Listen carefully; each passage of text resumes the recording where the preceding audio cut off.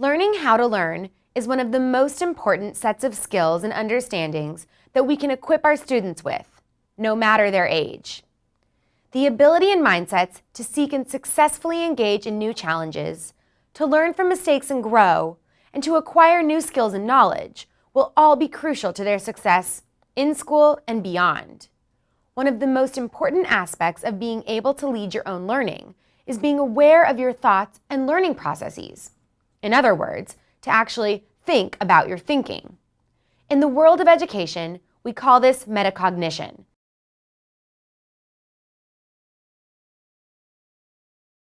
But it's an old idea that harkens back to the ancient philosophers.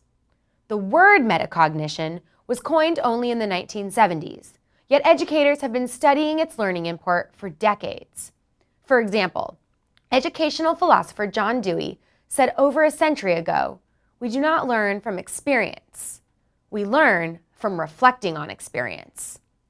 It's in the reflection, the interior dialogues we create, where our most important learning often happens.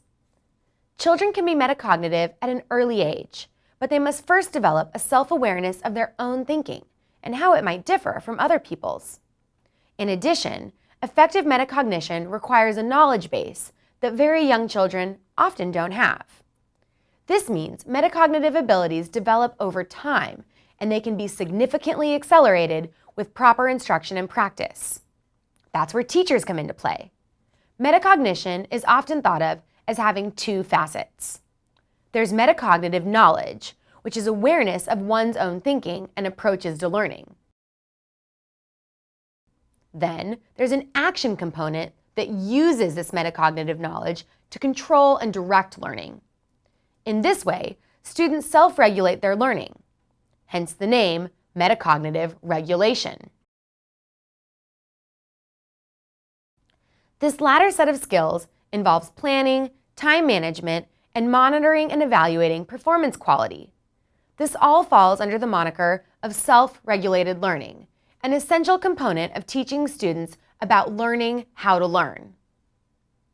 We're going to introduce you to several aspects of metacognition and developing a classroom culture that encourages it. We'll then provide some useful metacognitive questions students can begin to ask. Before we begin, we'd like you to recall the learning principles we've been studying throughout this course. Please take a few minutes to do that.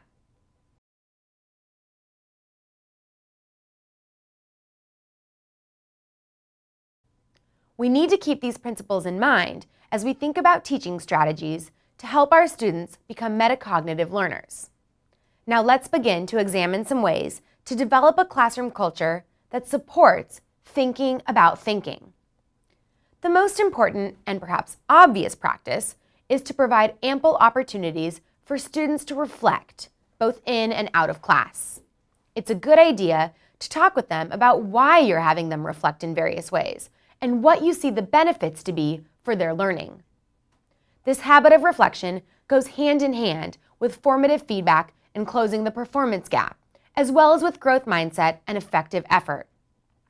Recall from our previous sessions about feedback that having students do something with their feedback whenever possible is absolutely essential.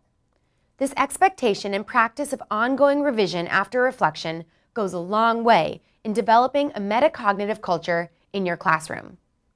A sense of purpose is a powerful motivator for learners, and it helps them see why reflection can help them achieve classroom goals, especially if success criteria and standards are visible to all. They should know where they're going as they learn and why. Consistently involving students with assessment practices is important too. Whenever possible, having students self-assess is particularly effective in encouraging metacognition, since it requires ongoing reflection to be successful. This means students are asking questions like, what did I do well? What do I need to work on? And what do I do next?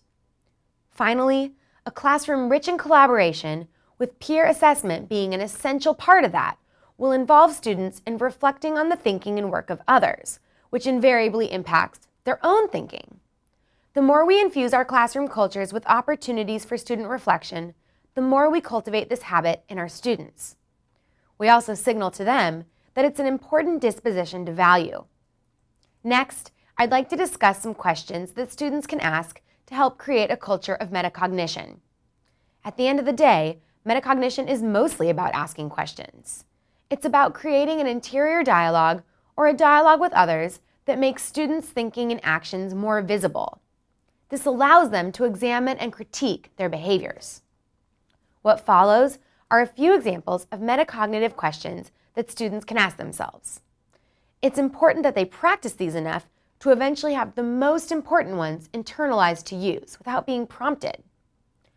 The basic intention of all the questions that follow is that they encourage the learner to actively process what they're seeing or hearing, connecting the new information to already existing prior knowledge. Again, the learning principles we've been studying in this course about active learning, the role of prior knowledge, and thinking to learn will be important to keep in mind as you have students practice. Let's begin.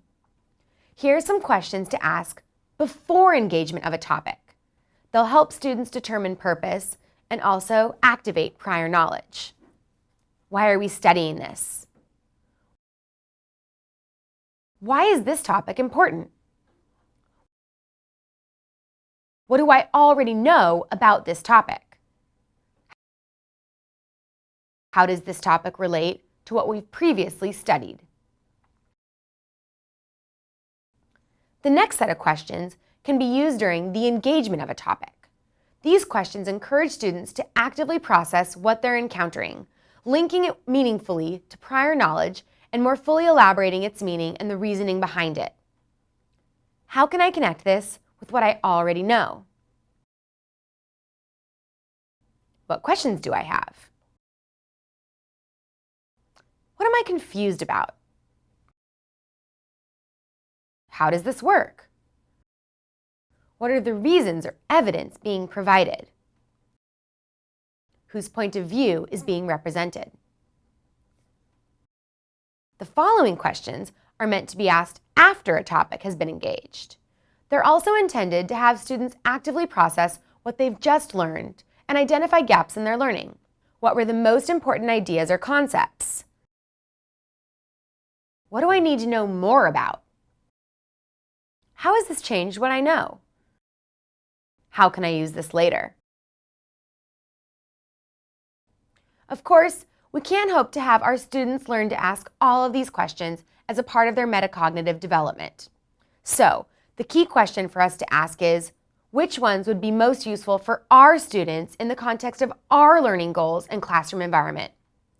Our overall aim in developing metacognitive knowledge and self-regulation is for our students to become more aware of their strengths and weaknesses. In this way, we hope to have a lasting impact on their futures as growing and motivated lifelong learners.